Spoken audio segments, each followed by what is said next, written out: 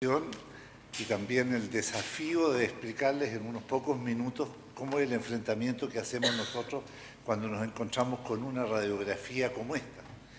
El ejercicio, a mí se me ocurre que a lo más parecido es a esta perra de la noche de las narices frías que tuvo 101 perritos, que parecen todos iguales, pero son todos distintos.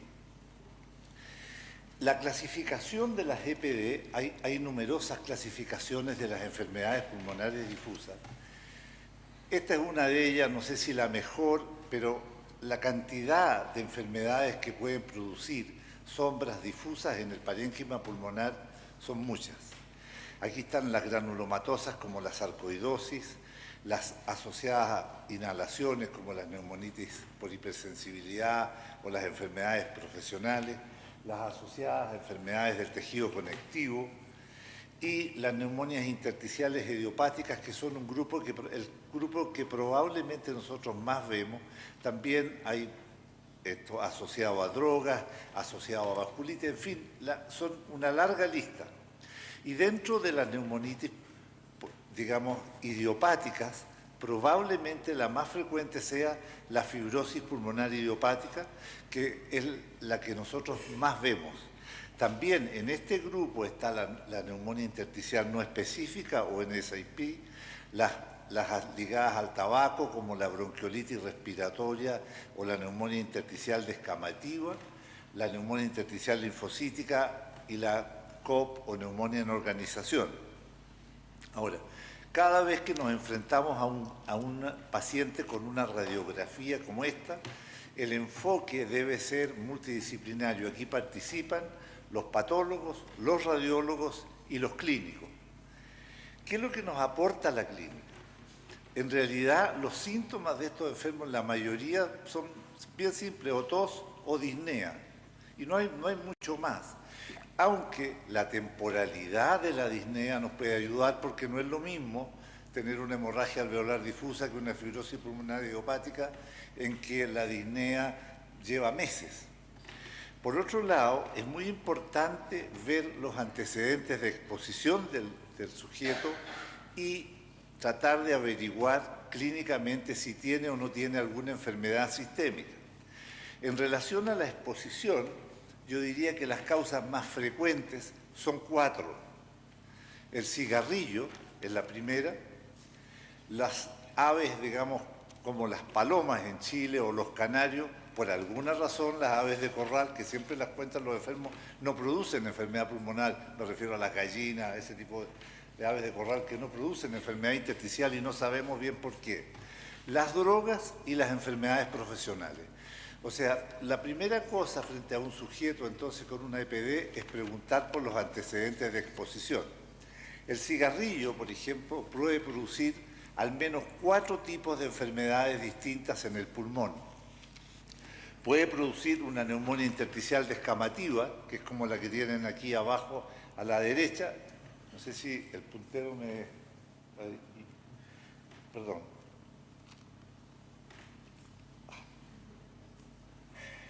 Esta es una neumonía intersticial descamativa. Aquí tienen una bronquiolitis respiratoria que produce estos exudados en vidrio metilado, infiltrados eosinófilos que son como neumonias en pacientes fumadores. Y por último, la histocitosis X, que también se asocia casi exclusivamente al hábito de tabaco. En relación a las drogas, yo recomiendo que esta página es fundamental para los que trabajan en enfermedades intersticiales, que es aquí el doctor Camus en Francia acumula toda la evidencia de daño por drogas. O sea, aquí uno pone el nombre de la droga y le va a aparecer qué tipo de daño pulmonar produce. Yo puse una de las drogas de uso más común, como es la nitrofurantoína, y me salió todo esto. O sea, una misma droga puede producir distintos patrones de enfermedad intersticial. Y por supuesto es fundamental, entonces, aparte del cigarrillo, preguntar por las drogas. Y la neumonitis por hipersensibilidad que nosotros vemos, la mayoría son por palomas. También menos frecuente los hongos en las casas. Cuando hay hongos, el aspergillus es una causa frecuente, y cuando el paciente está al lado o no de una demolición de una casa, por ejemplo, puede ser una causa frecuente, como vimos algunos pacientes después del terremoto que llegaron con neumonitis por hipersensibilidad secundaria a aspergillus. Los plumones es una cosa que los japoneses han demostrado muchas veces que son causa de enfermedad intersticial. Y en relación al examen, hasta hace poco, nosotros lo único que mirábamos era si el paciente tenía o no tenía hipocreatismo digital y si crepitaba o no crepitaba. Hoy día, cada vez más estamos viendo pacientes que tienen una enfermedad intersticial y que esta forma parte de una enfermedad inmunológica que a veces no está bien expresada. Entonces, hemos aprendido, en el hospital hay una reumatóloga ahora que hace un policlínico con el doctor Florenzano, nos han enseñado a mirar las manos, ver las manos de mecánico, el signo de Gottron o las pequeñas hemorragias subconjuntivales que a veces nos hacen pensar que este paciente tiene una enfermedad inmunológica y que no es una enfermedad necesariamente idiopática. Ahora, ¿qué nos aporta el escáner en el estudio de estas enfermedades? Por una parte está la cosa clínica y la otra el escáner. La primera pregunta que uno tiene que hacerse es: ¿el paciente tiene o no tiene una UIP? El tener una UIP no significa necesariamente, no sé por qué que el paciente tiene una fibrosis pulmonar idiopática. Nosotros hablamos de fibrosis pulmonar idiopática cuando un paciente tiene un patrón de UIP en el escáner o un patrón de UIP en la biopsia, pero no tiene una causa conocida. Uno puede encontrar un patrón de UIP en un escáner asociado a una neumonitis por hipersensibilidad, como les pongo ahí, o asociado a cualquier enfermedad del tejido conectivo, de tal manera que el patrón de UIP no es diagnóstico, y es bien importante diferenciar estas otras causas, porque a pesar de que el patrón histológico es de UIP, el tratamiento es completamente distinto. No sé qué me pasa, pero trato de avanzar y no.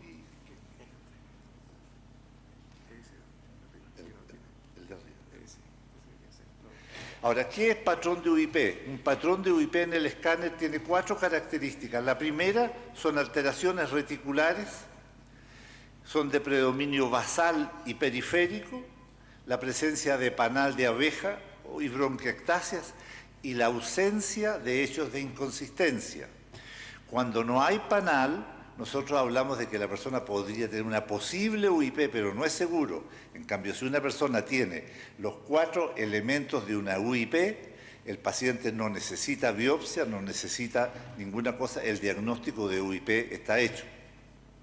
Ahora, aquí tienen alteraciones reticulares, estas que son periféricas.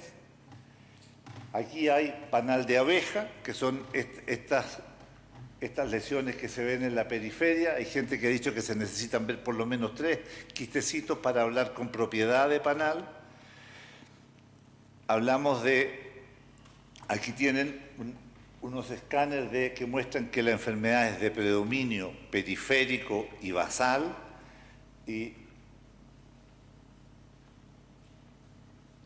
Perdón, no sé si soy maneado esta cuestión. Ahora, aquí tienen, y muestra en el escáner de acá arriba, esta línea roja, es una línea que el doctor Sabajo nos ayuda mucho cuando las fibrosis pulmonares son iniciales, este patrón como geográfico, como irregular en la periferia. Ahora, ¿cuáles son los patrones de inconsistencia que no puede tener un escáner para hablar de UIP? Si es de predominio superior o medio, si es de predominio peribronco vascular, si hay vidrio esmerilado extenso, más que el retículo, si hay atenuación en mosaico, digamos, o atrapamiento aéreo, si hay micronódulos profusos, si hay quistes profusos lejos del panal y, por supuesto, si hay condensaciones o consolidaciones, eso no forman parte de la UIP. Aquí tienen lo que nosotros llamamos vidrio esmerilado, que es este aumento difuso de la densidad que permite ver el dibujo que hay detrás. Aquí tienen una imagen de quistes de un paciente con una histiocytosis de Langerhans. Aquí tienen lo que nosotros llamamos patrones mosaico, en que hay áreas más ventiladas, digamos, de vidrio esmerilado y otras más negras, digamos, y que cuando llega al extremo como este, hay gente que lo ha definido esto como queso de cabeza, en realidad porque es bastante parecido para los que somos del campo, una cosa que todavía se consume bastante. Y estos son micronódulos que tampoco forman parte del patrón de la UIP. Ahora, ¿cómo estudiamos después de la clínica y después del escáner estos pacientes? Nosotros hoy día yo creo que no hay ningún paciente que no deba tener un perfil inmunológico.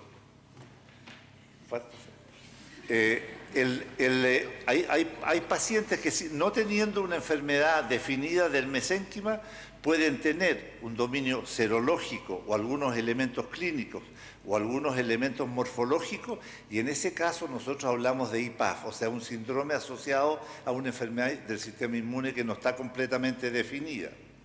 El lavado broncoalveolar, que es el paso siguiente, nos permite por una parte descartar la infección, pero también nos puede hacer diagnóstico de algunas enfermedades.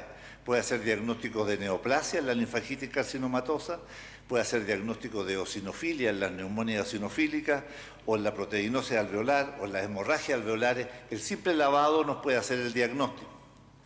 A veces no nos hace diagnóstico, pero nos orienta. Si uno tiene un lavado linfocítico, podría ser una sarcoidosis o una neumonitis por hipersensibilidad. Cuando hay un lavado neutrofílico, podríamos hablar de una bronquiolitis obliterante o celularidad mixta, como ocurre en la neumonía en organización. También, después del lavado, hacemos biopsias transbronquiales y con lo mismo que con el lavado, en algunas circunstancias nos hace el diagnóstico con seguridad, como la linfangitis, la sarcoidosis o la tuberculosis, y el diagnóstico probable en un COP y en una alveolitis alérgica extrínseca. Ahí el diagnóstico no es seguro, hay que integrarlo con la clínica. De tal manera, y la biopsia transbronquial no sirve en ninguna de las enfermedades periféricas del pulmón, tiene que ser enfermedades alrededor de la vía aérea. Si no nos hace la biopsia transbronquial no nos hace diagnóstico, vamos a la biopsia por video o a la criobiopsia, que se está empezando en Chile recién. La criobiopsia, aquí tienen el tamaño de una biopsia transbronquial comparado con una criobiopsia, que es mucho mayor. Aquí están las tres, la biopsia transbronquial, la criobiopsia y la biopsia por video, que dan tamaños del pulmón absolutamente diferentes. Ahora, esta es la histología del pulmón normal. En una enfermedad pulmonar difusa nosotros podemos tener 6 patrones diferentes, ninguno hace diagnóstico de certeza, sino que hay que correlacionarlo con la clínica. El de daño alveolar agudo, que muchos de ustedes conocen, el daño alveolar difuso, es uno de los patrones histológicos. El otro patrón histológico típico es el de la fibrosis pulmonar idiopática, que hay un daño heterogéneo del pulmón, con panal, con focos fibroblásticos. El otro es el patrón celular, digamos que es el prototipo de las neumonias por hipersensibilidad, que están una inflamación centrada alrededor de la vía aérea.